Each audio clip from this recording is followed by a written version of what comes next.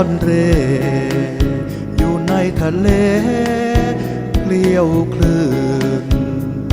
ชีวิตทุกวันคืนจำต้องฝืนจำทนว่าตามองดูฟ้าสีครามนั้นนวลชวนทักทางตามทะเลลากอวนเรือตังเกพาชีวิตหันเหตามลมลอยไปยังเคว้งคว้างและเงาตรมใจคืนคมระทมเดียวดายอ้างว้างและไร้เพื่อนสะเทือนสถานสะท้อนใจเหตุฉะไหนจึงต้องเดียวดายอยู่ในกระแสคลื่น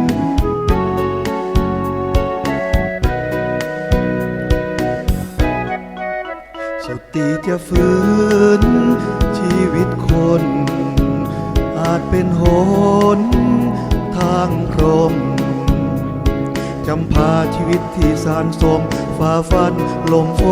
นกลางทะเล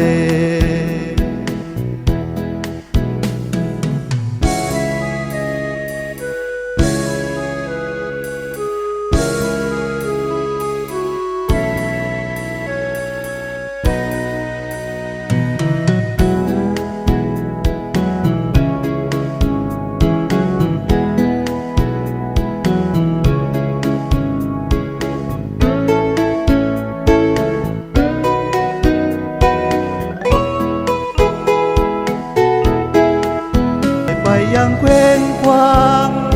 และเงาตรมใจคืนคมระทมเดียวดายอ้างว้างและไร้เพื่อนสะเทือนสถานสะท้อนใจ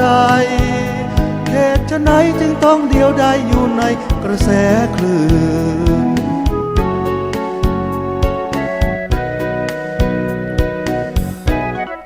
สุดที่จะฝืนชีวิตคนอาจเป็นหนทางพรหมจำพาชีวิตที่สานสมฝ่าฟันลมฝ